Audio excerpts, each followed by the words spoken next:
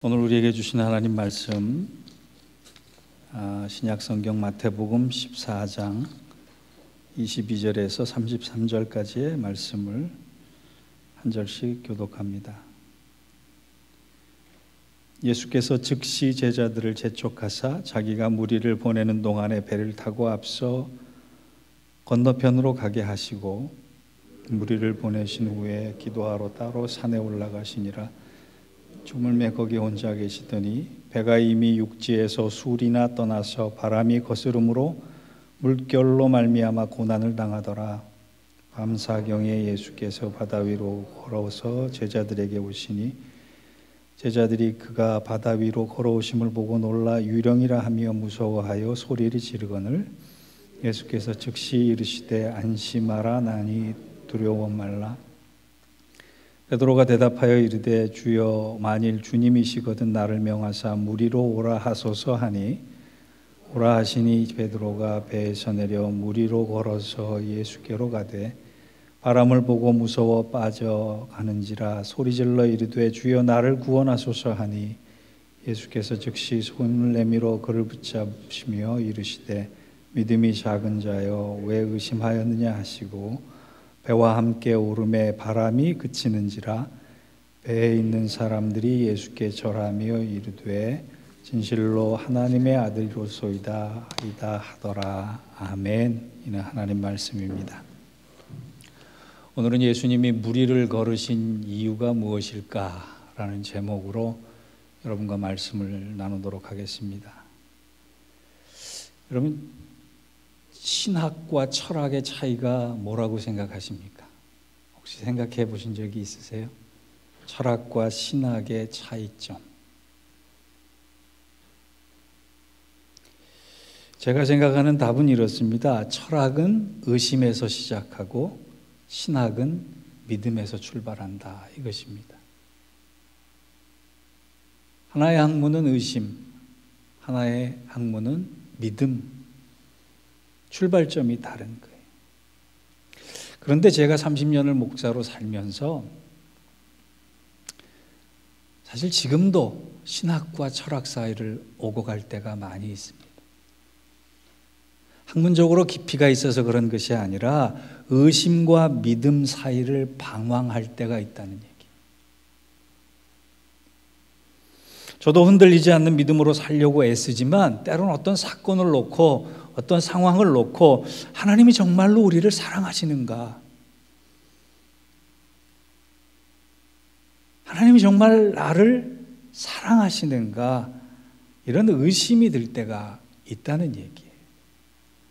특별히 고난, 내가 감당하기 힘든 고난을 통과하는 시간에 저의 신학은 여지없이 철학에 가까운 곳에 서 있을 때가 많다. 그런 생각이 듭니다. 오늘 본문의 제자들이 그런 모습이에요. 제자들은 주님과 함께 동고동락하면서 수많은 기적과 이적을 봤습니다. 그런데 오늘 그들 앞에 불어오는 갈릴리 폭풍 앞에서 예수님의 존재, 예수님의 능력을 의심합니다. 그래서 주님께서 잘 하지 않는 말씀 31절을 보니까 믿음이 작은 자여 왜 의심하였느냐 이런 말씀을 제자들에게 하세요. 올리고피스토이라고 하는 이 믿음이 적은 자여 이 말은 신약 성경에 총 5번밖에 나오지 않는 희귀한 말입니다. 그런데 항상 주님께서 그 말씀을 하신 대상들은 제자들이에요. 예수님을 모르던 무리도 아니고 간 믿기 시작한 초신자도 아니고 예수님 옆에서 동고동락하고 목숨을 같이 사명을 같이 했던 제자들에게 올리고 피스토이 믿음이 적은 자요 이렇게 말씀하셨을 때가 있었단 말이에요. 제가 목회를 하면서 성도들의 믿음의 유형이 좀 있음을 봅니다. 여기 계신 분들은 정말 잘 믿는 분들이라고 저는 확신을 하는데 그렇지 않은 성도들의 믿음의 유형도 있단 말이에요. 첫째, 지적인 동의를 믿음이라고 착각하는 경우가 있어요. 아, 내가 머릿속으로는 이해가 돼. 머릿속으로는 믿는 것 같아 그것을 믿음으로 착각하는 경우가 있습니다. 두 번째, 믿고자 하는 의지를 믿음으로 오해하고 있는 경우도 있단 말이에요. 내가 믿어야지. 내가 이제는 열심히 해야지. 내 의지를 불태워야지. 이런 의지를 가지고 그것이 곧 자기의 믿음인 양, 주님께서 인정하실 만한 믿음인 양 착각하는 경우가 있단 말이에요. 또 세 번째로 기독교 문화에 동화된 것을 믿음으로 착각하는 경우가 있더란 말이에요. 모태신앙으로 부모의 성화에 못 이겨서 자기 자리 때문에 직분 때문에 어쩔 수 없이 평생 교회를 다녔지만 모든 면에서 크리스찬인데 정작 예수의 중생의 경험이 없는 경우, 문화엔 너무 익숙해요. 주기도문도 알고 사도신경도 암송하고 찬송가도 다 알아요. 찬양도 두 손 높여 불러요. 그러나 그들의 마음속에 중생의 개념, 구원의 확신이 없다는 얘기. 그런데도 나는 믿음이 있다라고 착각하는 경우에 성도들을 보게 됩니다. 또 자기 믿고 싶은 대로 믿는 자기 신념을 믿음으로 오해하는 경우가 있더란 말이에요. 이거는 믿음의 승리가 아니라 정신의 승리예요. 이런 사람들이 무서운 사람들이 되는 거예요. 여러분, 믿고 싶은 것과 믿는 척하는 것과 믿는 것은 정말 다른 것입니다. 한번 올해 출발하면서 2021년을 출발하면서 내 믿음의 상태를 한번 점검하고 떠났으면 좋겠어요. 내가 진짜 믿고 싶은 것만 믿고 있는지, 아니면 믿는 척하고 있는 건지, 아니면 정말 믿는 건지. 여러분, 평소에는 믿음처럼 보이지만 주님 보시기에 믿음 아닌 것들이 너무나 많다는 얘기예요. 오늘 본문의 앞구절을, 그게 뭐냐면 그 유명한 오병이어의 사건이에요. 보리떡 5개와 물고기 2마리로 5,000명을 먹이시고도 12광줄이나 남기신 그 놀라운 기적을 행하시고 사람들이 놀란 다음에 예수님 주위를 떠나질 않아요. 아니, 내 생전에 이런 기이하고 이런 놀라운 일을 현장에서 경험하더니 저분이야말로 미라클한 분이다, 저분이야말로 올마이티한 분이다 해서 사람들이 왕으로 삼으려 했다. 그렇게 성경은 기록하고 있어요.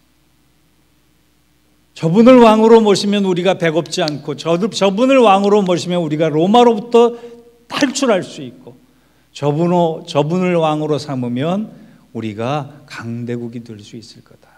사람들이 오병이어의 사건 이후에 예수님 주위를 떠나지 않고 왕으로 삼으려고, 추대하려고 했습니다. 그 사건 이후에 지금 본문의 시작이 있어요.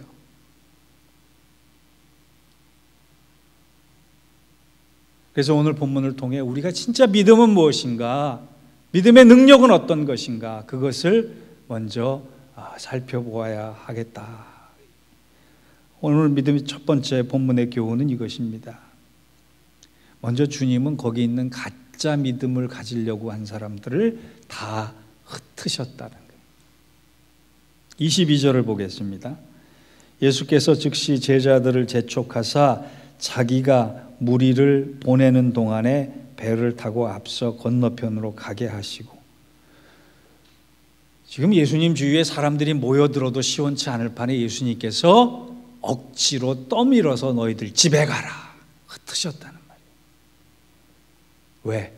그들의 신앙의 목적을 보셨기 때문에. 그들은 영생을 얻기 위해서도 아니요, 말씀의 귀를 기울이려고 하셔도 아니요, 인격을 본받으려고 하는 것도 아니요, 변화된 삶을 살아야겠다라고 하는 것도 아니요, 오직 예수를 왕으로 해서 인간적 세상의 나라를 또 한번 세워보려고 했고, 등 따시고 배부르는 그런 삶을 믿음으로 알고 원했던 사람들을 예수님께서 흩으셨습니다. 제자들도 따로 보내셨어요. 여러분, 오늘 본문에 나온 재촉하다라고 하는 말이요, 억지로 떠밀어서 보내다라고 하는 말이거든요. 왜? 허망한 믿음을, 허망한 생각을 갖지 않도록. 저는 작년부터 시작됐던 코비드가 1년이 넘도록 끝나지 않아 가는 과정에 목사의 한 사람으로서 우리 기독교가 가졌던 수많은 가짜 욕망들, 포장된 기독교들, 본질에서 벗어난 기독교들이 하나님으로부터 경고의 메시지를 들어야 하지 않나 생각을 합니다. 조금씩 진전은 있지만 이 본질에 가까운 고민들에 별로 사람들이 동의하지도 않고 고민하지도 않아요. 그저 어떻게 하면 많이 다시 모여가지고, 또 모이지 못할 때는 어떻게 하면 기술적인 보완을 해서, 테크니컬적인 준비를 해서 이 상황을 견뎌낼 것인가, 이것만 고민을 하더란 말이에요. 이 상황에, 이 엄중한 상황에 하나님 앞에 우리가 회개하고 정결해지고 어떻게 하면 하나님 나라를 더 사모할 것인가, 이 땅에 썩어질 것들을 버리고 하나님 나라를 세울 것인가에 대한 고민들은 별로 하지 않더란 말이에요. 정부와 정책이 기독교를 탄압한다는 얘기는 참 많이 있습니다. 교회가 이대로 가다간 다 문을 닫을 것이라는 염려도 많이 있습니다. 온라인 사역들에 대해서 어떻게 준비해야 될 것이냐는 말 정말 많이 있어요. 그런데 이 순간 우리는 어떻게 복음에 다시 설 것인가, 복음 위에 다시 본질을 찾을 것인가, 어떻게 하면 진짜 믿음을 우리 안에 세워갈 것인가에 대한 고민을 하고 있지는 않는 것을 보고 하나님이 참 슬퍼하시겠다, 그런 생각이 들었습니다. 예수님께서요, 사람들을 흩으신 다음에 뭐 하신지 아세요? 23절을 보세요. 무리를 보내신 후에 기도하러 따로 산에 올라가시느니라. 저물매 거기 혼자 계시더니. 제자들도 건너편으로 배 태워 보내시고 그 수많은 무리들을 다 흩어 보내신 다음에 예수님은 정작 혼자서 기도하러 가셨어요. 여러분, 우리 기도는요, 대부분 하나님 앞에 뭐 얻기 위해서, 뭐 가지기 위해서, 뭐 이루기 위해서, 뭐 성취하기 위해서 기도할 때가 참 많아요. 근데 주님은 이미 이루어 놓으셨어요. 놀랄만한 기적을 행하셨어요. 수많은 군중들의 환호와 함성 속에 파묻혔어요. 그런데 주님은 기도하러 가셔서 그것을 비우시고 내려놓으신. 주님이야말로 인간적인 인기에 왜 반응하지 않으셨겠어요? 왜 마음이 동하지 않으셨겠어요? 인성을 가진 분인데. 그런데 그것이 파고드는 순간, 그것이 내 안에 자리 잡고 있는 순간 하나님으로부터 멀어질까 두려워해서 우리는 높아지기 위해 기도하지만, 성공하기 위해 기도하지만, 유명해지기 위해 기도하지만, 더 많이 가지기 위해 기도하지만, 주님은 낮아지고 부인하고 낮추시고 오직 하나님을 붙잡기 위해 기도했단 말이에요. 여러분, 우리가 믿음을 가지려면 세상 위에 나를 세울 것이 아니라 주님 위에 나를 세워야 돼요. 그 일이 쉽지 않지만, 그 일이 아프고 어렵지만 그것을 해야만 진짜 믿음이 된다는 거예요.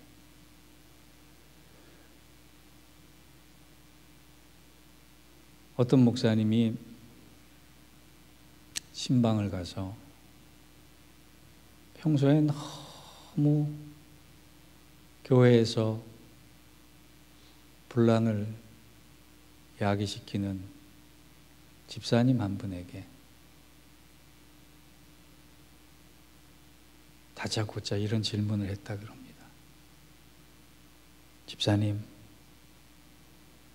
집사님에게 믿음이 있으십니까? 그 말이 상처가 되고 그 말이 싸움의 분란이 되고 그 말을 듣고 좋아할 사람은 아무도 없을 테지만 목사님이 정말 아주 사랑하는 마음으로 그 질문을 했대요. 집사님, 믿음이 있으십니까? 그 집사님이 자신 있게 대답했대요. 그럼요, 제가 몇 년을 믿었는데 저한테 믿음이 있지요.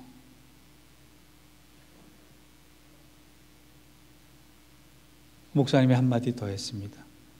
믿음이 있다면 그러시면 안 되지요.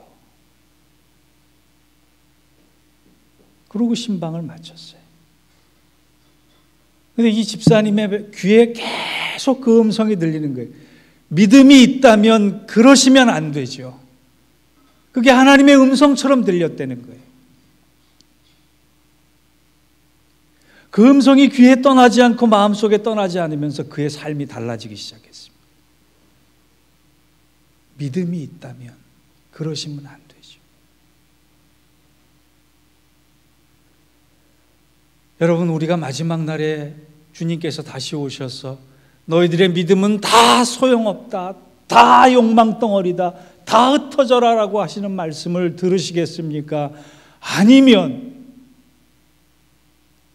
이 시대에 정말 보석 같은 믿음이 여기 있구나, 믿음이 있기에 이와 같이 행했구나라고 하는 그런 이야기를 듣고 그런 칭찬을 들으시겠습니까?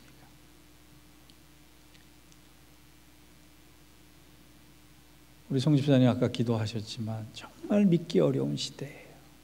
소수만이 정말 믿어야 할 그런 시간을 가질 때 저와 여러분 2011년에는 정말 다듬어지고 깨지고 아프고 녹아내리지만 보석 같은 믿음으로 주님께서 흩으시는 믿음이 아니라 다시 불러 모아 찾으시는 믿음의 자리에 서 있는 우리 모두가 되기를 주의 이름으로 축원합니다. 두 번째, 오늘 본문의 교훈은요, 주님이 제자들 향해 무리로 걸어오신 시간은 밤 사경 가장 어두울 때였다는 거예요. 25절을 보겠습니다. 밤 사경에 예수께서 바다 위로 걸어서 제자들에게 오시니, 여기서 밤 사경은 동트기 직전입니다. 여러분, 동트기 직전이 가장 어둡다 그랬잖아요.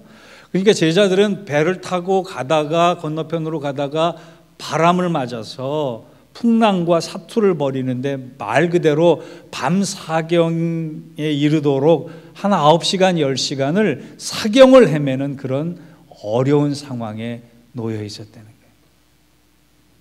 요한복음, 마가복음 본문에 동일한 기사를 적고 있는 복음서를 보면 큰 바람이 일어났다고, 바람이 거슬려 불었다라고 할 정도로 역경의 시간을 보내고 있었던 거예요. 그런데 그 시간이 끝날 때가 있다. 그 시간이 언제 끝나느냐? 주님 찾아오실 때 끝난다네. 언제 찾아오시느냐? 우리 인생의 가장 암울하고 어둡고 아프고 힘든 그 삶의 현장, 동이 트기 직전, 그때까지 믿음의 사투를 벌이고 있는 사람들에게, 제자들에게 예수님은 반드시 찾아오신다. 인생에서 고난을 밤 사경처럼 겪는 우리에게 주님은 분명 찾아오시고 그 고난을 은총의 새벽으로 바꾸어 주심을 믿으시기 바랍니다. 그 믿음이 우리에게 있을 때 우리는 그것 때문에 이겨낼 수 있는 거예요. 여러분, 저는 묵상을 하다가 예수님께서 왜 하필이면 무리를 걸어오셨을까라는 생각을 해봤어요.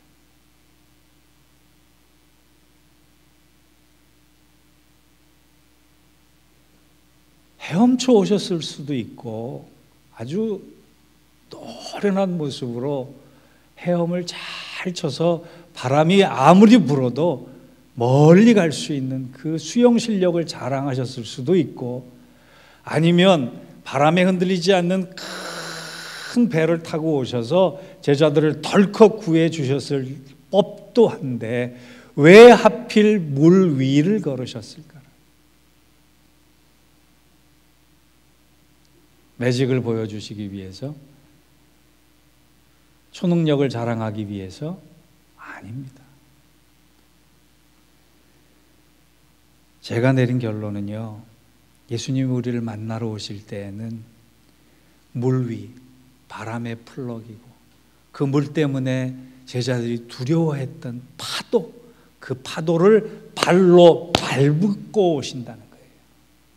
그 고통을 진멸시키면서 오신다는 거예요. 고통을 이겨낼 수 있도록 다 주님의 발로 뭉개버리고 오신다는 거예요.